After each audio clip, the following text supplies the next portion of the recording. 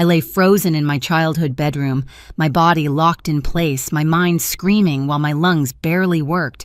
I couldn't move. I couldn't scream. I could only listen. Footsteps crossed the hallway, slow, deliberate. The door didn't close. It stayed slightly open. From the darkness outside, my sister whispered, calm and steady, "Just make it look natural." A man I had never seen before stepped into the room. He leaned over me and checked my pulse. That was when I realized something far worse than death was happening, because whoever he wasn't there to save me. I lay frozen in my childhood bedroom, unable to move, unable to scream, my body heavy like it no longer belonged to me. I could hear everything. Footsteps in the hallway. Slow, careful, intentional. The door didn't shut. It stayed slightly open. From the other side, my sister's voice whispered, calm and controlled, "Just make it look natural." A man stepped into the room, a stranger. He leaned over my bed and checked my pulse like this was routine. That's when I understood the truth. This wasn't an accident. And whoever he was waiting for next wasn't me. It was family who needed me gone. My name is Rachel. I'm 37 years old, and for most of my life, I learned how to disappear without leaving the room. I live in Virginia now, far from the house where I grew up. I work as a senior data analyst. It's a quiet job that rewards patience and precision. I like numbers because they don't care who you are. They don't play favorites. If something doesn't add up, the truth eventually shows itself. My family never worked that way. On the surface, we looked normal. A neat house in a quiet Pennsylvania town, family photos lining the hallway, holiday dinners that smelled like roasted turkey and burnt rolls. If you walked in once a year, you'd think everything was fine. But inside that house, there were roles, and mine was always the extra. My father, Richard, liked control more than conversation. He spoke in conclusions, not questions. My mother, Gloria, learned long ago that silence kept the peace. And my younger sister, Lena, she was the center of gravity. Loud, charming, always sure the room was watching her. Growing up, I learned early that praise wasn't evenly distributed. If Lena did well, it was proof of good parenting. If I did well, it was luck, or coincidence, or quietly ignored. The only person who ever really saw me was my grandmother, Eleanor. She used to let me sit with her at the kitchen table long after everyone else left. She'd slide a mug of tea toward me and say, "You notice things. That matters." When she died, the house felt colder, emptier. At her funeral, I remember watching my father's face. No tears, just relief. At the time, I told myself grief looks different on everyone. Before she passed, Grandma Eleanor gave me a small tin box. "Don't open this in front of your father," she said. "When you're truly on your own, you'll understand." I never opened it. I thought it was sentimental, harmless. Years later, when my mother had knee surgery, I drove back to Pennsylvania to help. 2 weeks off work, just long enough to slip back into old habits, cooking, cleaning, staying out of the way. A few days before I left Virginia, I received a letter about unreported income, a large amount, money I'd never seen. I brushed it off as a mistake. I wish I hadn't. Because that letter wasn't an error. It was the first crack in something my family had been hiding for years. The first few days back in that house felt familiar in the worst way. I woke up early to make coffee my mother barely touched. I helped her to the couch, changed her bandages, sorted her pills into neat little rows for the week.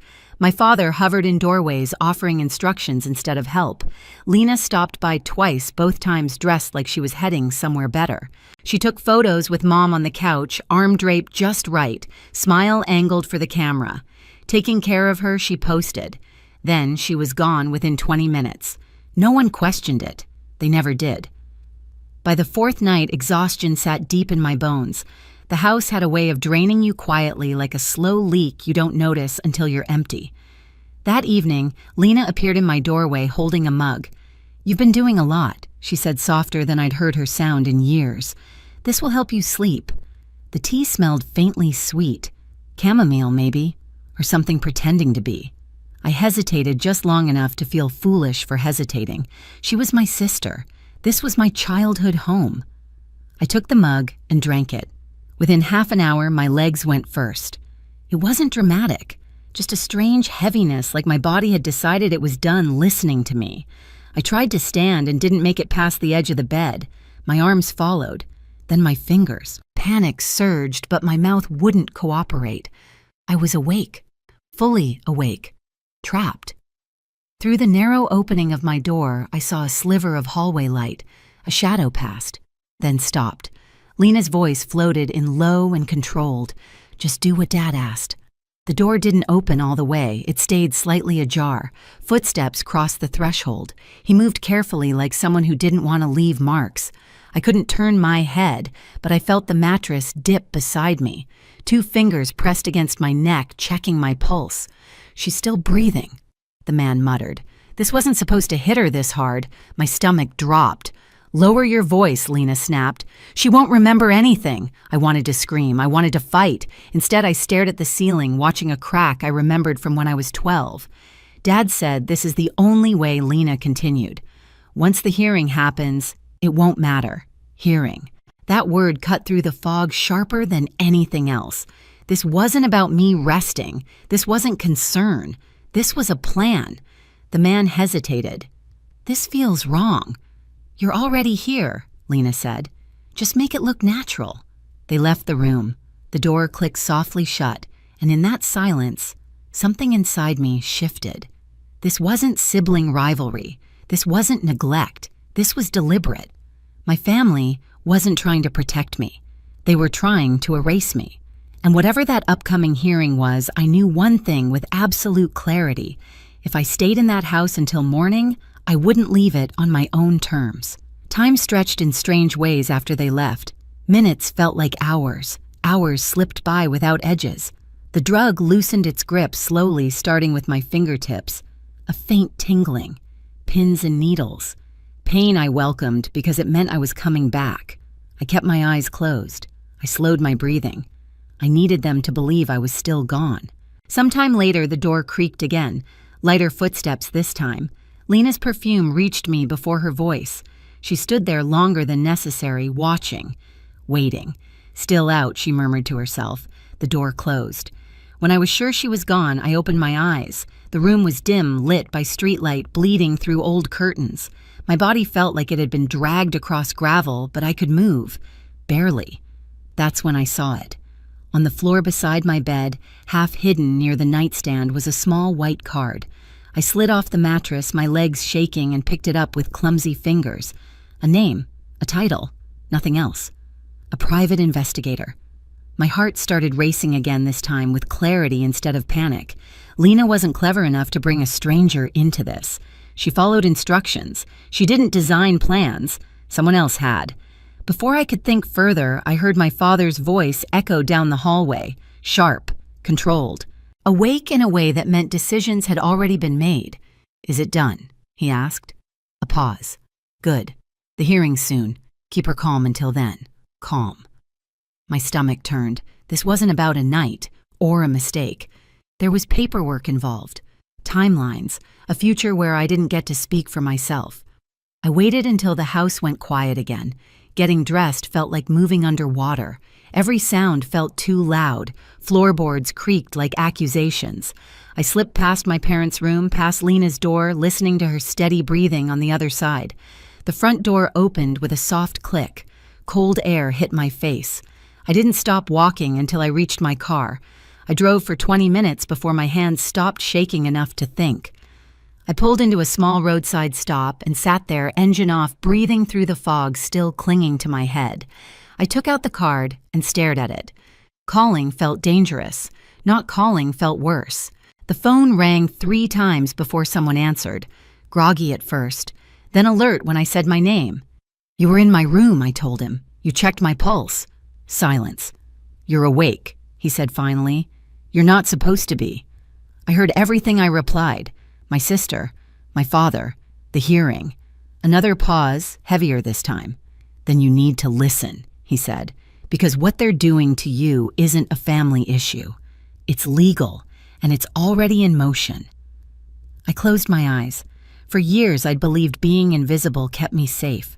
That night, I understood the truth. It made me the easiest target, and if I wanted my life back, I wasn't going to get it by staying quiet anymore. Marcus didn't sugarcoat anything.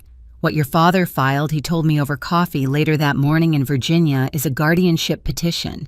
If it goes through, he controls your finances, your decisions, even where you live. I stared at the steam rising from my mug. On what grounds incapacity, he said. Financial irresponsibility, emotional instability. I almost laughed. Almost. For months, Marcus continued, he's been building a paper trail. Payments, bills, accounts opened and closed in your name. Money moved around to make it look like you were spiraling. And my sister, I asked. He hesitated. She thinks she's protecting your parents. She believes you were taking money. Your father showed her documents, forged ones. Something in my chest tightened. Not sympathy, not forgiveness, just clarity. Marcus slid a folder across the table. There's more. But if we're going to stop this, we need a lawyer. Today. That's how Sandra Chen entered my life. She didn't waste time on comfort. She asked precise questions, took notes without looking up. When I told her about the night in my bedroom, her jaw tightened just enough to notice. This isn't just financial abuse, she said. It's coercive control, and the timing matters. When is the hearing Friday? I said. She checked her watch. Then we work fast. That afternoon, back in my apartment, I finally opened the tin box my grandmother had given me. Inside was a folded document and a letter yellowed at the edges. Her handwriting was shaky but unmistakable. She wrote about my father filing false statements after her death, about money that was supposed to go to me, about her fear that he'd never stop if no one challenged him. The document underneath was her original will. Sandra read it twice. Then she exhaled slowly. This changes everything. By Thursday night, we had assembled the story my father never thought I'd be able to tell. Records showing the flow of money, proof the accounts tied back to him, a timeline that made his narrative collapse under its own weight. Friday morning, I walked into the courthouse wearing a navy suit I'd owned for years, but never felt ready to wear. My father was already there, seated confidently, arm draped over the back of the chair like he owned the room. My mother sat beside him, hands folded, eyes down. Lena was nowhere to be seen. Richard looked up when I entered. For the first time in my life, he didn't hide his shock. "You shouldn't be here," he said quietly as I passed. I didn't respond. I sat down next to Sandra and placed my hands flat on the table. They didn't shake. The hearing started the way he expected. His attorney spoke about concern, about family, about a daughter who had lost her way. Documents were passed forward, carefully curated, selective. Then Sandra stood. She didn't raise her voice. She didn't rush. She pointed out the incorrect address listed as my residence, the missing notifications, the unusual timing of financial movements. She used the word misrepresentation, then manipulation, then fraud. The judge's expression changed. Sandra asked that the court review the original will submit it into evidence. She explained how the funds my father claimed I had mishandled were never mine to begin with. Finally, she asked me to speak. I answered every question clearly: my job, my budget, my savings, my understanding of my own affairs. The evaluator looked confused. Why was this petition filed at all? The room went quiet. The judge dismissed the guardianship petition on the spot and ordered a formal investigation into how it had been filed. Richard stood up too quickly. "This is a misunderstanding." "Sit down," the judge said. I watched something crumble in him then. Not fear of consequences, fear of exposure. Outside the courtroom, Lena found me. Her face was pale. "You lied," she said. "You let us think." "No," I replied. "I stopped correcting you." She opened her mouth to argue, closed it again. For the first time, she looked unsure of which script to follow. Over the next weeks, the truth came out piece by piece. Investigators traced the money, the forged signatures, the accounts linked back to my father. Everything he'd accused me of doing, he'd been doing himself.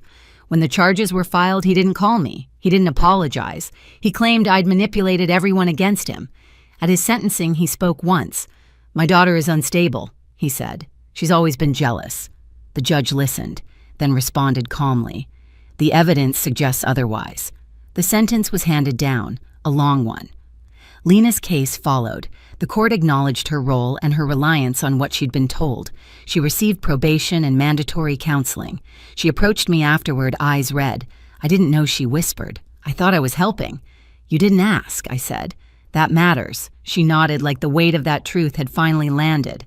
As for my mother, she said nothing. She watched. And for once, her silence wasn't protection. It was consequence. I stood alone outside the courthouse when it was over, the air sharp with winter. I expected to feel victorious. Instead, I felt steady. The doorway that night didn't end me. It revealed them. And for the first time, I wasn't walking away invisible. The weeks after the hearing moved quietly like the world was exhaling after holding its breath too long. The investigation unfolded exactly as the evidence said it would. My father's story unraveled on paper first, then in court. The money he claimed I'd mishandled was traced back to accounts he controlled. The forged signatures were confirmed. The pattern was impossible to ignore. The sentence came down on a gray morning, long enough to make it clear this wasn't a misunderstanding or a family dispute. It was a crime. When they led him away, he never looked at me. Not once.